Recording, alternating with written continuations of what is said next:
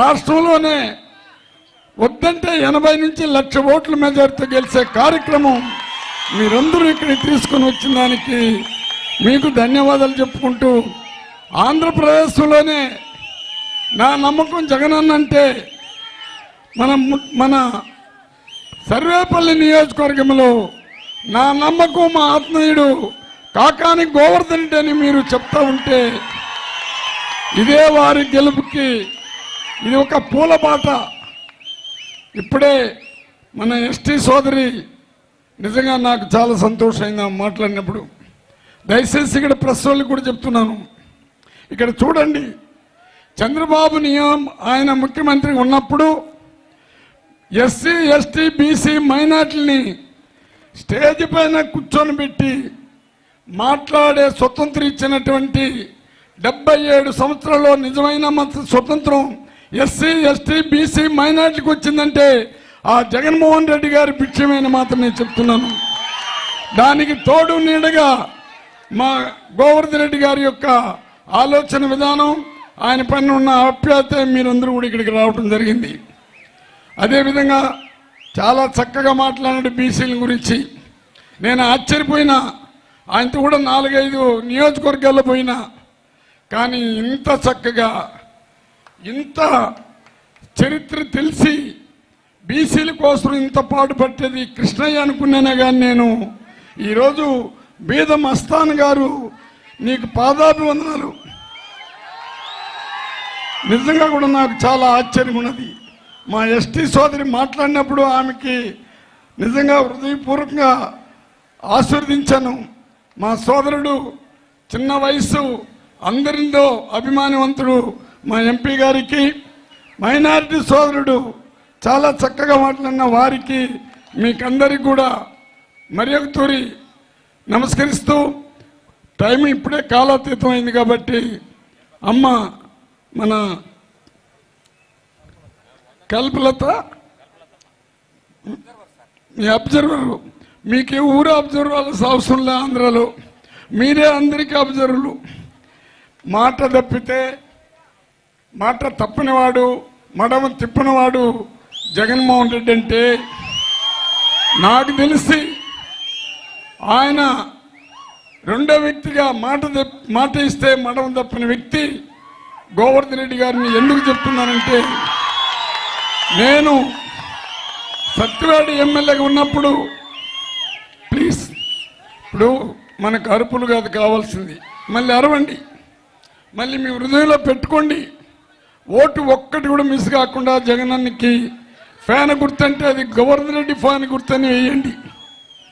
నేను ఎమ్మెల్యేగా ఉన్నప్పుడు పెళ్ళకూర మండలంలో ఏ జిల్లా పరిషత్ చైర్మన్ కూడా తిరగలా. ఒకరోజు నేను వచ్చి రిక్వెస్ట్ చేసుకున్నా, సార్ మాది బడుగు బలహీన వర్గాలకు సంబంధించిన నియోజకవర్గం, మీరు ఒక తూరి వచ్చి తిరిగితే బాగుంటుందంటే నిజంగా గోవర్ధన్ రెడ్డి గారు తిరిగి ఎస్సీ ఎస్టీ బీసీ మైనార్టీలు ఎక్కువ ఉండరు, గ్రామానికి నేను ఏమడిగితే అది చేసినటువంటి మాట తప్పని వ్యక్తి మన గోవర్ధన్ రెడ్డి గారు కూడా మరి ఒక తూరి ధన్యవాదాలు జరుపుకుంటున్నా. అదేవిధంగా బీద మస్తాన్ గారు కూడా ఆయన రాజ్యసభ సభ్యుడైనప్పుడు కంగ్రాలు చేసిన దాన్ని గుర్తుపెట్టుకున్నాడు. సార్ మాకు పేదవాళ్ళు ఉండరు, బీసీలు ఉండరు, ఒక కమ్యూనిటీ హాల్ ఇవ్వండి అంటే వారు కమ్యూనిటీ హాల్ ఇచ్చిన దానికి వారికి, మా తిరుపతి ఎంపీ గారు కూడా ఒక కమ్యూనిటీ హాల్ ఇచ్చారు వారికి తెలుపుకుంటూ 2 విషయాలు చెప్పదలుచుకున్నా. ఏంటి ఎస్సీ ఎస్టీ బీసీలు, నా ఎస్సీలు నా ఎస్టీలు నా బీసీలు. అయ్యా ఈనాడు జ్యోతి టీవీ5 ఇప్పుడన్నా వినండి, మీ కడుపు కాలిపోతున్నది.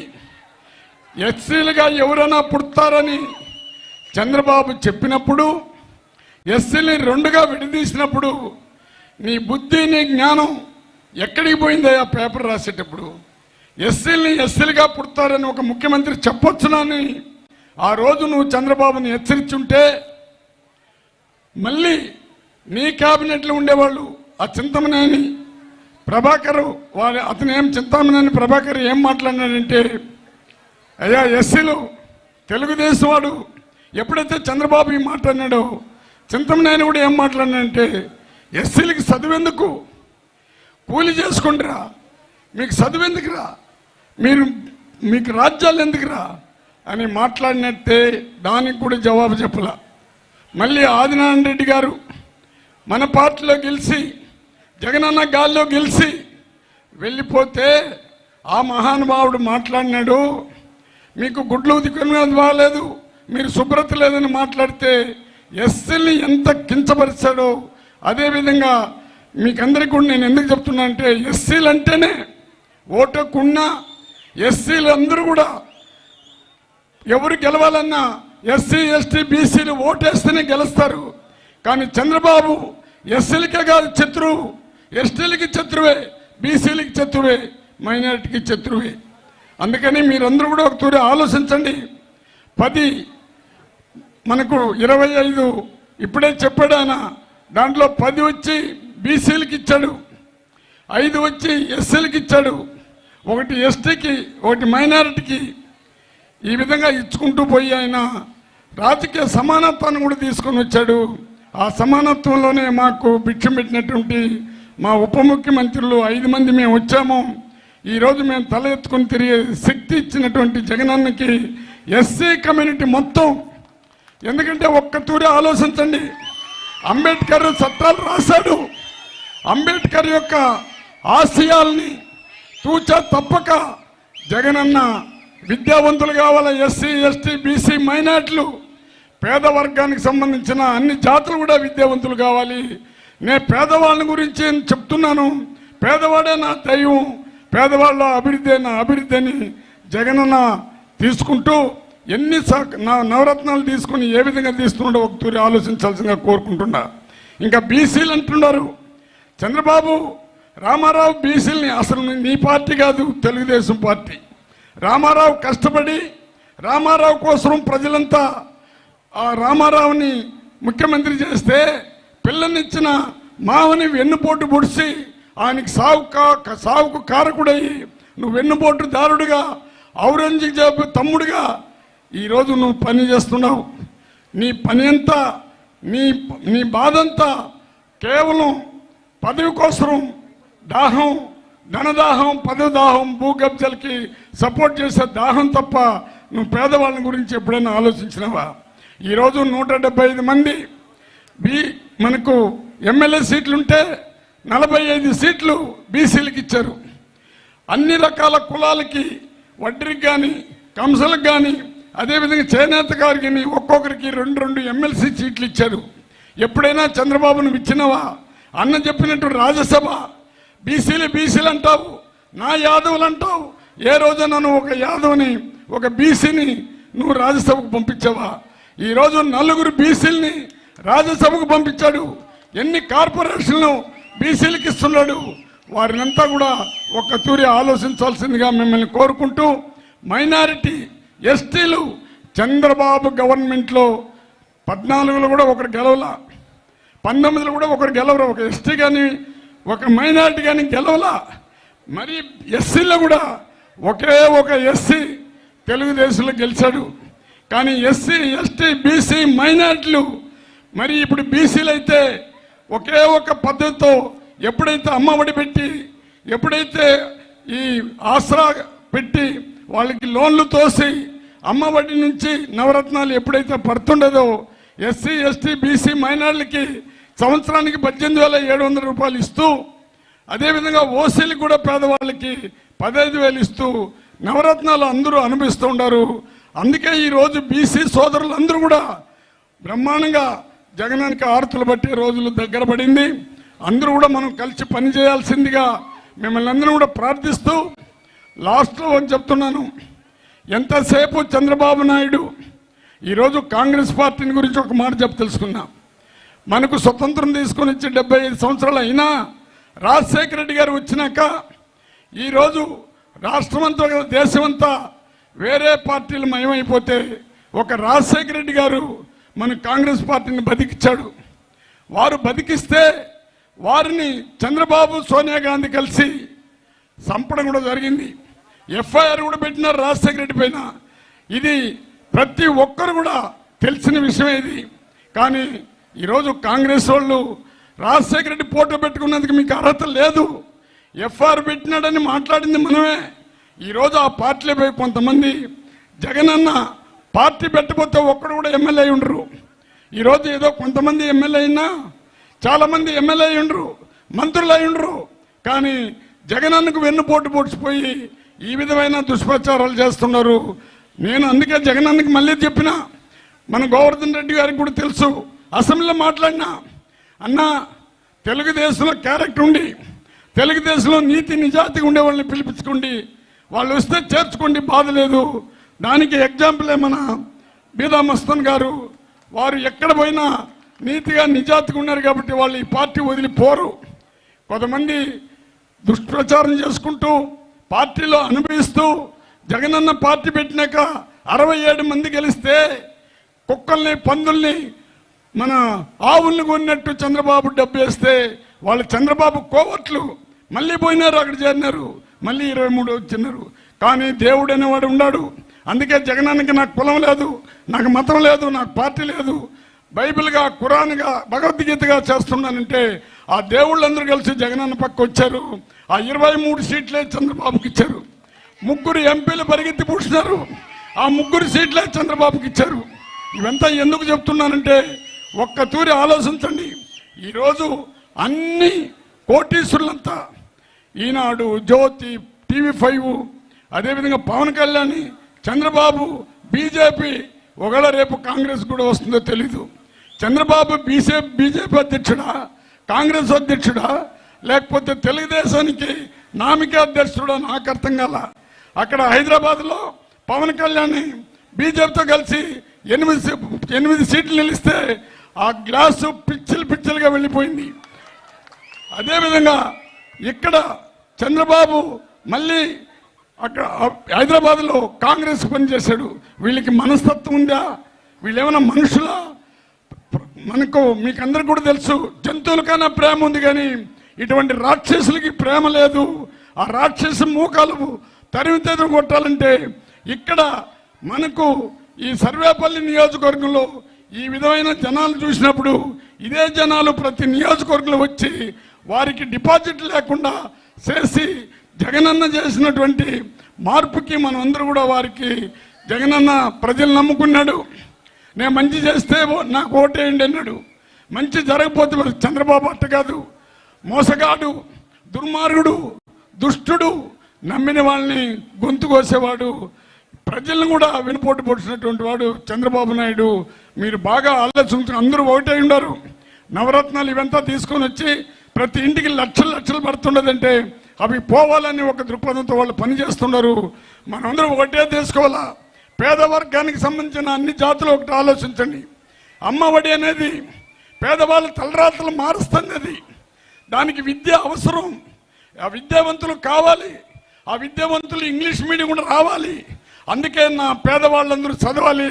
నా పేదరికం ముందుకు చదివి అందరితో సమానంగా రావాలి. కోటీశ్వరు కొడుకులు ఏ విధంగా చదువుతారో ఈ కూడుగుడ్డ లేని అన్ని జాతులు ఉండే పేదవాళ్ళు చదవాలని అమ్మ ఒడి పెట్టి, మా అమ్మ కూడా ఒక యజమాని ఇంటికాడ పనిచేసింది. ఆ రోజు ఆ యజమాని కొడుకు షూ వేసుకొని పుస్తకాలు తీసుకొని గుడ్డలు కట్టుకొని ఒక కిట్ ఎత్తుకొని పోతుంటే మా తల్లి కూడా మా వాడు ఎప్పుడు ఈ విధంగా రాబోతాడు, ఏ దేవుడు వచ్చి మా పేదవాళ్ళని కనికరించిపోతారని అని ఆమె ప్రార్థించినట్టే ప్రతి పేదవ తల్లిలు కూడా ప్రార్థించారు.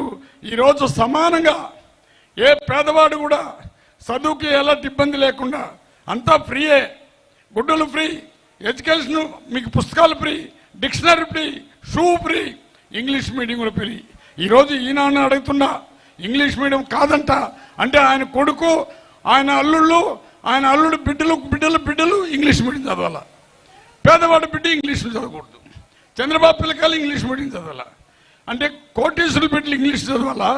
జగనన్న పేదవాళ్ళ బిడ్డలు కూడా ఇంగ్లీష్ చదివి కలెక్టర్లుగా, ఇంజనీర్లుగా, డాక్టర్లుగా, బిజినెస్ పర్సన్స్గా అయ్యి ఈ దేశానికి మార్గదర్శులు కావాలని ఆయన కలలు కంటున్నాడు. దానికంతా కూడా మీరు ముందుండి మీరు ఒకే ఒకటి మనం చేయాల్సింది మన రుణం. ఎలక్షన్ వస్తుండది, డబ్బులకు అమ్ముడు పోవద్దండి. మనమేమి డబ్బులకు అమ్ముడుపోయే జాతులు కాదు మంది. ఆంధ్రప్రదేశ్లో నీతి నిజాతిగా నిలబడే ఓటర్లే ఉండారు. ఇక్కడ చూసినాక నాకు ఎవ్వడు కూడా డబ్బుడుకు అమ్ముడు పోడు. దీన్ని ఎగ్జాంపుల్గా తీసుకోవాలా. మన గోవర్ధన్ రెడ్డి గారి నియోజకవర్గాన్ని అందరూ కూడా తీసుకోండి. ఇక్కడ మహిళలను తీసుకొని రాలా, కేవలం కార్యకర్తలు పిల్లర్స్ మిమ్మల్నే తీసుకొని వచ్చాడు. మీరు ఎల్లప్పుడూ అన్న సేవ మీకు అవసరం. పేదవాళ్ళకి సేవ చేసే దాంట్లో జగనన్న మాదిరిగా ముందుకు వచ్చి పోతున్నాడు. కోటీశ్వరుడు సేవ చేస్తే సేవ కాదు, అది మానవ సేవయే మాధవ సేవ. ఆ మానవ సేవయే మాధవ సేవను ఎంచుకున్న మన గోవర్ధన్ రెడ్డి గారిని 1,00,000 ఓట్లతో గెలిచి మీరందరూ కూడా ఆయన హృదయంలో మీకు స్థానం ఉంది, మీ హృదయంలో ఆయనకి స్థానం ఉంది. దాన్ని చెక్కు చెదరకుండా ఎవడెవడో మాట్లాడుతుంటాడు, ఆయన పైన ఎవడు నిలబడినా డిపాజిట్ లేకుండా ఓడగొట్టాలని మిమ్మల్ని అందరినీ కోరుకుంటూ వై నాట్ 175 అది ఇక్కడ నాంది పలకాల. 175 నియోజకవర్గాలు కూడా గోవర్ధన్ రెడ్డి నిలబడిన గోవర్ధన్ రెడ్డి గాలి జగనన్న గాలి రెండు కలిసి 170 సీట్లు గెలిపించాల్సిందిగా మిమ్మల్ని కోరుకుంటూ, ఇండ్ల స్థలాలు ఇచ్చినటువంటి వ్యక్తి 30,50,000 మందికి ఇండ్ల స్థలాలు ఇచ్చి కట్టిస్తున్న ఇచ్చి, కానీ నేను గోవర్ధన్ రెడ్డి గారిని 2-3 పర్యాలు వచ్చిన ఏ గ్రామానికి పోయినా సిమెంట్ రోడ్లే. నాకు నిజంగా కొంత బాధ వేసింది. ఏంద్ర ఈ నిట్టు చేస్తున్నాడు, మా నియోజకవర్గంలో నేను కాళ్ళ మీద పడితే కూడా డబ్బులు రావట్లా, ఈ మహానుభావుడు ఎట్ట చేస్తున్నాడు అంటే, ఆయన ధ్యేయం ఒకటే, ఎక్కడ కానీ మట్టి రోడ్డు కనబడకూడదు, సిమెంట్ రోడ్డు ఉండాలా, డ్రైనేజీలు ఉండాలా. ఎంత డబ్బైనా ఖర్చు పెట్టే దాంట్లో ముందుకొచ్చి జగనన్న మన్నన పొంది జగనన్న హృదయంలో బాగా స్థానం సంపాదించుకున్న వాళ్ళలో మొట్టమొదటివాదుగా గోవర్ధన్ రెడ్డి ఉన్నాడు. వారిని మీరు ఆశీర్వదించాల్సిందిగా కోరుకుంటూ, నాకు అవకాశం ఇచ్చిన పెద్దలందరికీ ప్రతి ఒక్కరికి పేరు పేరున ధన్యవాదాలు అర్పించుకుంటూ, ఇక్కడ వచ్చిన ఓటర్లందరూ దేవుళ్ళు. ఈ ఓటర్లకి కులము మతము పార్టీల మీ అభివృద్ధి మీ కులం, మీ అభివృద్ధి మీ పార్టీ, మీ అభివృద్ధి మీ మతం. ఆ విధంగా తీసుకున్న జగనన్నని మీరు ఆశీర్వదించాల్సిందిగా కోరుకుంటూ, అన్నని మళ్ళీ మేము రావాలా, వారి విజయోత్సవ సభకుని రావాలా, 1,00,000 ఓట్లతో గెలిచినాడని జగనన్నను కూడా ఈ నియోజకవర్గానికి ఖచ్చితంగా పిలిపిస్తాడు. మేమందరూ కూడా వచ్చి మళ్ళీ ఆయనకి కృతజ్ఞతలు చెప్పేసి పోతామని మాట ఇస్తూ, చాలాసేపు మాట్లాడిన దానికి కోప్పడొద్దండి, ఎందుకంటే టైం అయిపోయింది. ఈ జనాలు ఎవరు లేచి కూడా పోలా, ఎవరైనా లేచిపోతుంటారు కాబట్టి నిలిపేసి ఉంటాను. మన బేదమస్తాన్ సార్ చెప్పినట్టు మీకందరికీ తల వంచి నమస్కరిస్తూ, ఓటర్లకు అందరికీ కూడా పాదాభివందనాలు చేసుకుంటూ మీకు మీ దగ్గర నుంచి సెలవు తీసుకుంటాను. నాకు ఈ అవకాశం ఇచ్చి నన్ను మాట్లాడించిన దానికి గోవర్ధన్ రెడ్డి గారికి 100,000,000 వందనాలు అర్పించుకుంటూ విరమించుకుంటాను. ఈరోజు ఇంత పెద్ద ఎత్తున విచ్చేసి ఈ కార్యక్రమాన్ని జయప్రదం చేసినటువంటి మీ అందరికీ కూడా హృదయపూర్వకమైనటువంటి ధన్యవాదాలు తెలియజేసుకుంటూ, మీ అందరికీ పేరు పేరున సంక్రాంతి శుభాకాంక్షలు తెలియజేస్తూ, చివరిగా సర్వేపల్లి నియోజకవర్గ పరిశీలకురాలు సోదరి శ్రీమతి కోడూరు కల్పలత గారు వందన సమర్పణ చేయాల్సిందిగా కోరుతున్నాను. సభకు నమస్కారం.